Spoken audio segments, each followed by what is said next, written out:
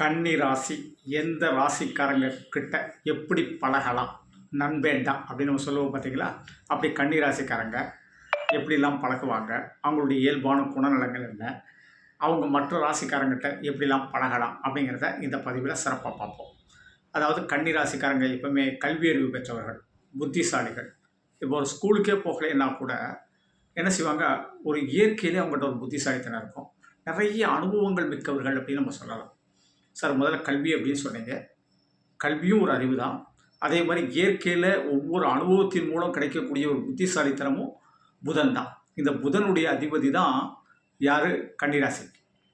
அப்போ புதனுடைய குணங்கள் இப்படிப்பட்டது. அதே மாதிரி வாழ்க்கையில் ஒவ்வொரு காலகட்டத்திலையும் இவங்க எடுக்கக்கூடிய முயற்சிகள் வெற்றி தோல்வி இருக்கும். ஆனால் வெற்றியை ரொம்ப ருசிப்பாங்க, தோல்விகளை ரொம்ப கண்டு மன இருக்குவார்கள். ஆனால் அந்த தோல்வியிலிருந்து நான் எப்படியாவது வெற்றி பெற்றே தீர்வேன் அப்படிங்கிற ஒரு வைராக்கியத்தை கொண்டு வருவாங்க. அது ஒரு திமிர் அப்படின்னு கூட நம்ம என்ன செய்யலாம், சொல்லலாம். விவேகம் இவங்ககிட்ட நிறைய இருக்கும். ஆனால் அதீத விவேகம் சார், எல்லா விஷயத்தையும் நிறைய விவேகத்தை எடுத்துக்கிற வேண்டியதான். அதுலேயும் ஒரு அளவு அப்படிங்கிற ஒரு விஷயம் இருக்கும். கொஞ்சம் அளவுக்கு மீறிய விவேகம் அப்படின்னு கூட சில இடத்துல நம்ம பதிவு பண்ணலாம். அடுத்தது பார்த்திங்கன்னா சாதுரியம் இவங்ககிட்ட இருக்கும். அதாவது நல்ல காரியங்களுக்கான சாதுரியங்களும் இருக்கும், சில தேவையற்ற காரியங்களுக்கான சாதுரியங்களும் இவங்ககிட்ட இருக்கும். ஏன்னா இந்த இடத்துல புதன் கண்ணியில் தான் உச்சமடைவார். அப்போ இவங்கள்ட்ட இந்த எல்லா விஷயங்களும் கொஞ்சம் அளவுக்கு அதிகமாக இருக்கிறது ஒன்று மட்டும்தான் நமக்கு மைனஸான பாயிண்ட். ஆனால் நீங்கள் அந்த அளவோடு எடுத்துக்கிட்டிங்கன்னா நீங்கள் தான் வெற்றியாளர்கள் அப்படின்னு சொல்லுவோம். புரிஞ்சுக்கிட்டல? அதனால் இந்த கன்னி ராசிக்காரங்க அதே போல் காலச்சக்கரத்துக்கு இவங்க 6வது ராசி.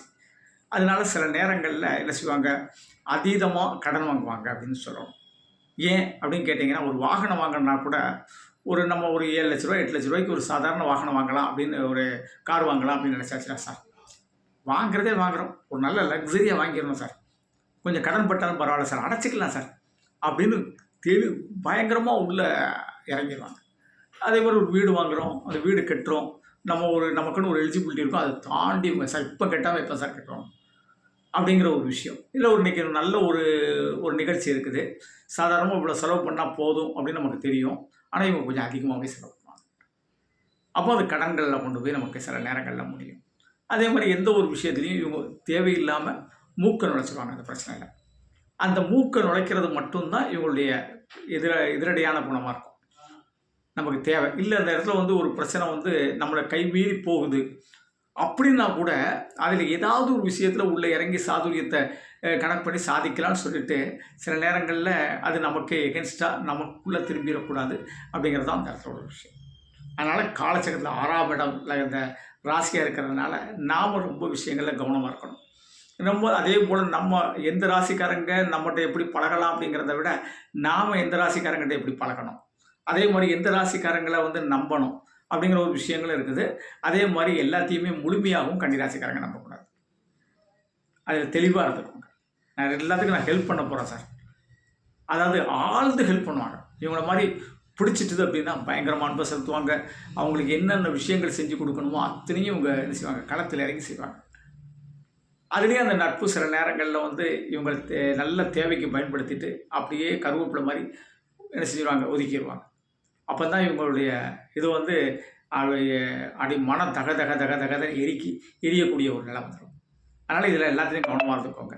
அதே மாதிரி மனைவியிடம் அன்பு செலுத்துங்க. அதே மாதிரி மனைவிட்டையும் சில நம்ம நிறைய ஊழல்கள் பிரச்சனைகள் இதெல்லாம் வரும். அதில் கொஞ்சம் அப்படியே விட்டு கரெக்ட் பண்ணிக்கோங்க. கரெக்ட் பண்ணிக்கிட்டிங்கன்னா இந்த கன்னிராசிக்காரங்க நல்லா இருப்பாங்க. இந்த கன்னிராசிக்காரங்கிட்ட மேசராசிக்காரங்களும் விருச்சிக ராசிக்காரங்களும் செவ்வாயுடைய ராசி சூப்பராக பழகலாம். அவங்ககிட்டையும் வேகம் இருக்கும், இவங்ககிட்ட அதீத புத்திசாலித்தனம், அதீத விவேகம். அதனால் சூப்பராக பழகலாம். 2 பேருமே இவங்க விவேகத்தை குறைச்சிக்கிட்டோம், அவங்க வேகத்தை குறைச்சிக்கிட்டாங்கன்னா இவங்க சூப்பராக இவங்களுடைய பயணம் நல்லாயிருக்கும். அதே மாதிரி இவங்க என்னென்னு கேட்டிங்கன்னா அதிகமாக விருச்சிக ராசிக்காரங்களை விரும்புவாங்க. ஏன்னா இவங்களுக்கு தகுந்தாலே அவங்களுடைய பயணம் சூப்பராக இருக்கும். எதை எடுத்தாலும் எள்ளுன்னா எண்ணெயாக இவங்க நிற்கக்கூடியது இந்த விருச்சிகத்துக்கு கண்ணிக்கு ரொம்ப சூப்பராக இருக்கும். ஆனால் காலச்சக்கரத்தில் மேஷம் 8ஆம் இடம் அப்படிங்கிறதுனால கொஞ்சம் நல்லா பழகிக்கிட்டே இருப்பாங்க. எதிர்பாராமல் முட்டல் மோதல்கள் வந்து தீரும். ஆனால் சில நேரங்களில் 2 பேரும் தான் உட்காந்து பேசுவாங்க.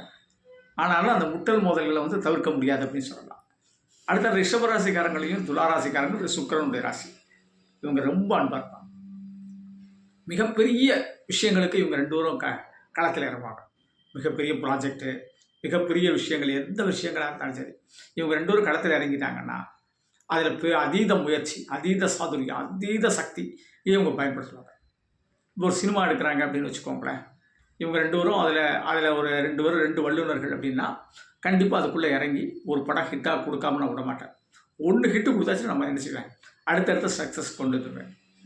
ஏன்னா சுக்கிரன் மீடியா துறை, புதன் கதை, திரைக்கதை, கேமராமேன், இப்படி பல விஷயங்கள்ல அறிவு கூர்மை.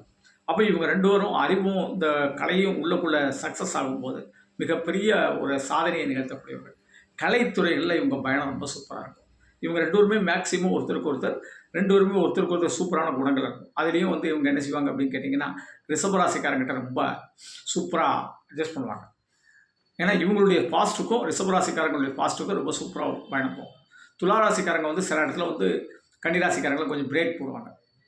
அந்த பிரேக் சில இடங்கள்லாம் என்ன செய்யும், சிக்கல்களை கொடுக்கும். ஆனால் அந்த பிரேக் நன்மைக்கு அப்படின்னு கன்னிராசிக்காரங்க நினச்சிங்கன்னா அற்புதமாக பயணம் பண்ணலாம். சார் பார்த்துக்கிடுவோம், இந்த இடம் கொஞ்சம் சிக்கல் வருது, கல் முரடுகள் இருக்குது, பார்த்து செய்யணும் அப்படிங்கிற ஒரு விஷயத்தில் நம்ம கவனமாக இருந்துக்கலாம். அடுத்தால பார்த்தீங்க அப்படின்னு கேட்டிங்கன்னா, கடகராசி, சந்திர பகவானுடைய ராசி.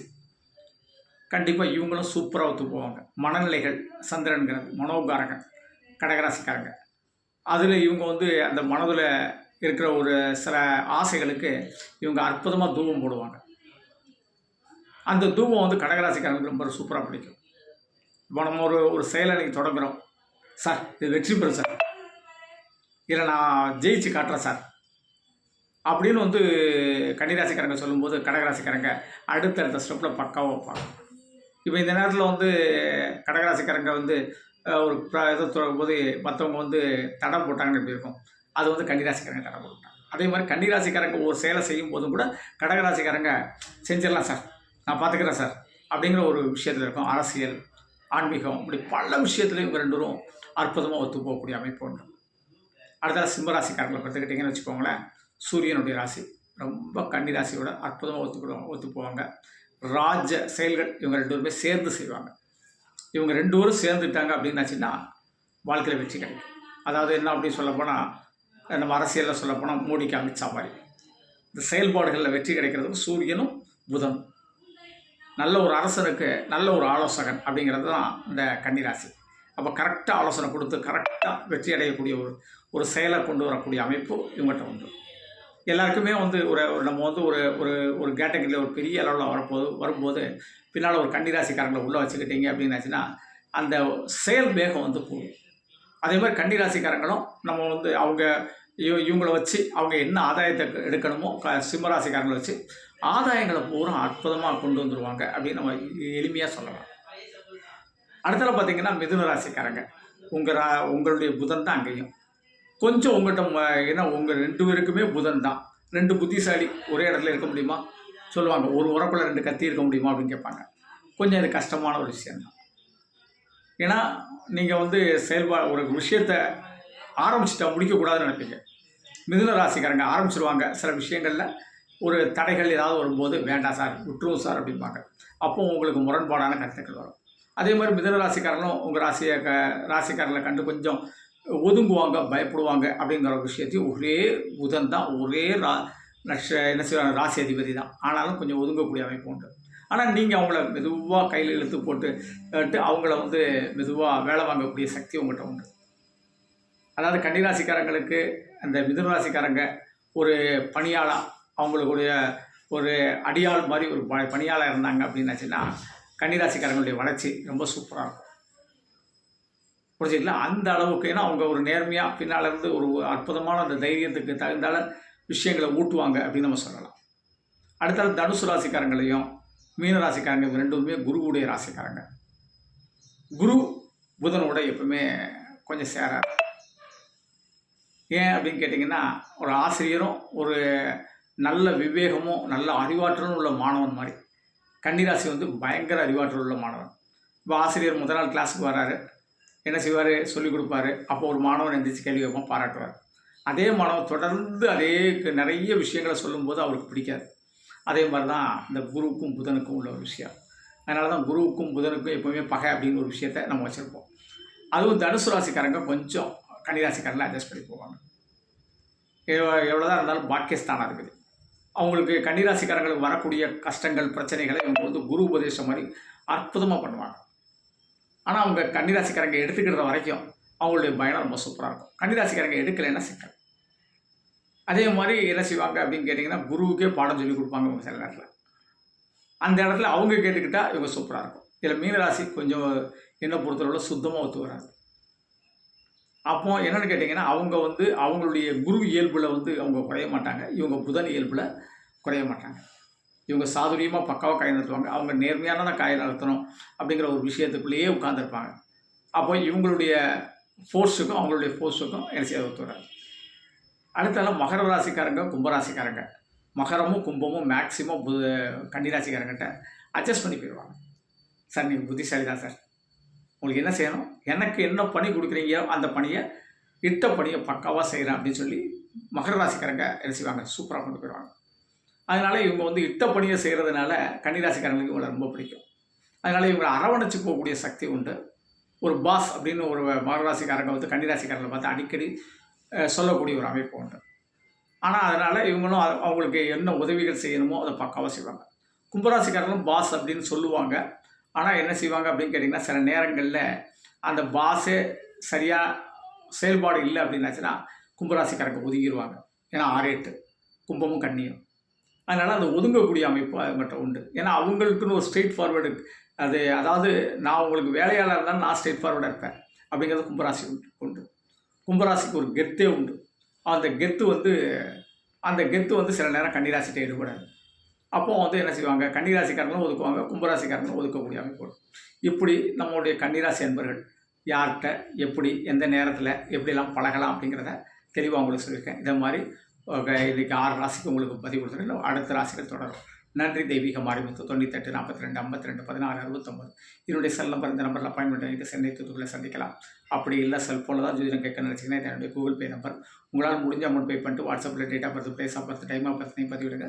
அதற்கு பிறகு நான் டைம் தர்றேன். அந்த டைமில் கால் பண்ணி ஜோதிடம் கேட்கலாம். நன்றி. தெய்வீக மாரிமுத்து.